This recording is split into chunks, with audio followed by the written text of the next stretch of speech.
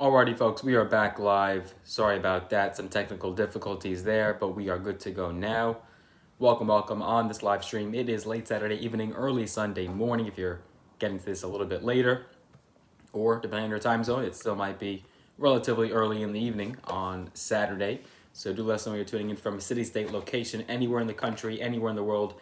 Let us know where you're coming from. Gotta stay hydrated, right? All right. So Social Security, as you know, there's a lot of fear and chaos and turmoil in regards to whether or not it will be insolvent and bankrupt, and if these benefits will still be payable to future generations to come, including myself. And we have some people hopping on here. Welcome, guys. If you're first tuning in, if you're first joining us, let us know where you're coming from, city, state, location. Make sure you go and smash the like button, big thumbs up. I would appreciate that. And make sure you are subscribed with notifications turned on. So important. All right, so we do have this particular senator, and he is saying that the Social Security issue is a political one, and that we should really be alarmed by this, and we should take immediate action. The Congress should be doing more in regards to this problem, and frankly, the U.S. is behind and lazy when it comes to this Social Security potential insolvency, which is bound to come according to this CBO analysis that we have all been so terrified of for a long time now. All right, we have some people joining us. Hello, Jennifer. Good to have you from Arizona. Awesome.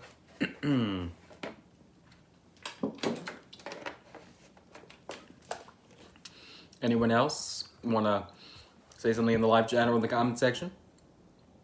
Awesome. So, according to the CBO, or Congressional Budget Analysis, right, we know that Social Security will be insolvent in about a decade, and that benefits will automatically be reduced. That is according to lots of analysis and some very big think tanks.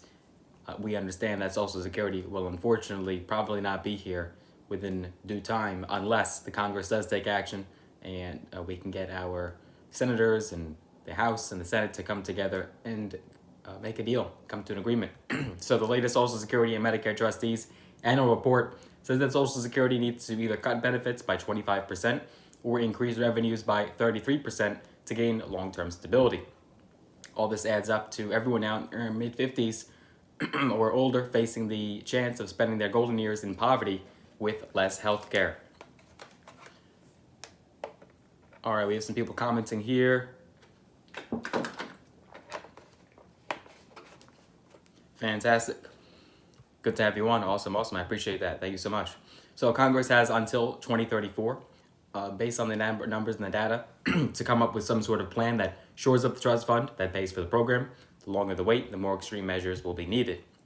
Now, current efforts to make less onerous fixes are stumbling across partisan bickering over federal fiscal policies, in conjunction with arguments about who cares more for baby boomers, who make up 22% of the nation's population. And according to Senator Bill Cassidy, this is the most recent senator speaking out on Social Security. He's a Republican from Baton Rouge, and he had just said this week, quote, using Social Security as a political weapon prevents any real discussion to save the program. The American people expect us to put politics aside. And obviously another iteration most recently of this politicking and debating was the State of the Union address. So I don't know if you guys saw that State of the Union address. Did you watch President Biden's State of the Union? Let me know in the chat or live comments, or the live chat or comment section. If you did, let us know.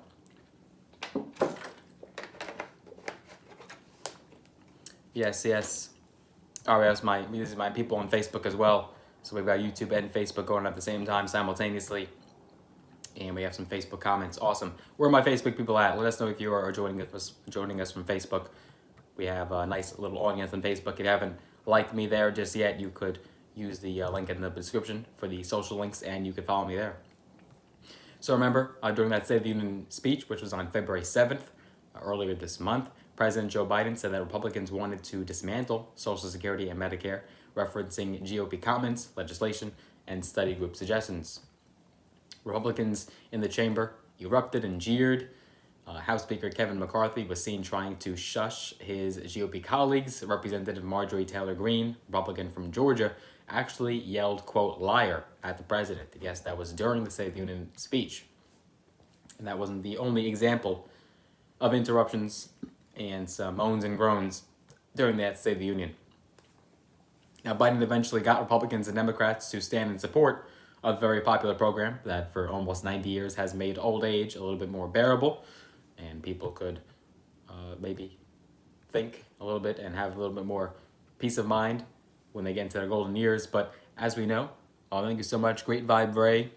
He hit that like button. I appreciate that. That definitely is appreciated.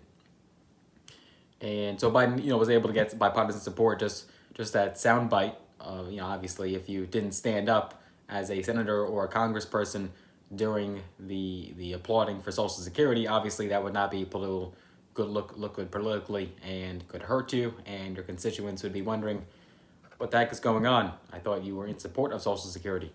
But when it actually comes to legislation and what's being said and the deals made behind closed doors, as we know, it's a bit of a different story, and not everyone is totally in support of keeping that funding going and wanting to ensure that the program does stay and is maintained for many years to come.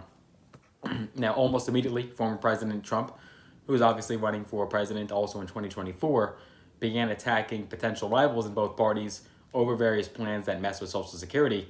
From the other side of the political spectrum, Biden kept reminding voters of previous GOP statements to limit Social Security and its immense costs. And the quote, "No, you didn't, yes, you did," back and forth has gone on in Congress for weeks and months and even years now. Some Republicans have even linked fiscal reform to negotiations over raising the nation's debt limit this summer to borrow enough money to pay federal government bills. Many have interpreted those GOP demands to tighten eligibility for Social Security. Democrats have countered by pushing increased payroll taxes for people making more than $400,000 a year. That's the number that Biden set when he ran for president, as you guys remember. Now, Senate Minority Leader Mitch McConnell, Republican from Kentucky, and House Speaker McCarthy, Republican from California, have said that Social Security would not be considered until after negotiations on raising the debt limit is complete. Now, even as congressional leadership proclaim hands-off Social Security until debt dealing negotiations are complete, Cassidy and Senator Angus King, who is not affiliated with a particular party from Maine, are working on legislation that would change some of the framework of the Social Security Trust Fund as a way to increase revenues. So Cassidy said, quote, "We face a choice when Social Security goes insolvent: massive benefit cuts, drastic tax increases, or doubling our national debt. There should be a better option." Now, this Cassidy-King effort, which has not necessarily been finalized, could lead to an investment fund specifically to help stabilize Social Security. And that could be beneficial. However, the problem is mathematical. The Social Security Trust Fund was set up to use payroll taxes collected from current workers and their employers to pay the benefits for the current crop of retirees. But, since 1935, when Social Security became law, the formula worked as anticipated, creating a surplus that covered existing benefits. But in the decade between 1964 and 74, the average number of children being born dropped from 3.2 to 1.8, which decreased the ratio of workers to retirees. Now, these days, retirees, about 73 million of them, many of whom are living longer, outnumber workers and are straining this surplus in the trust fund. And every day, about 10,000 people born in the 20 years or so after the 1945 end of World War II become eligible for Social Security. So there's certainly a supply and demand issue here where more and more people are signing up, but we don't necessarily have the money to keep that going and keep paying them, at least for the next several years to a decade or so.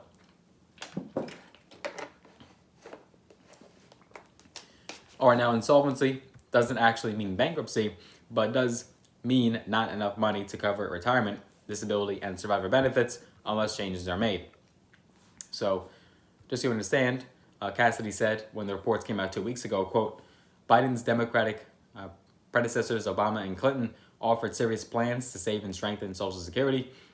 President Biden only uses the issues as political fodder." And that was basically the gist of Cassidy's statements in regards to this issue this week.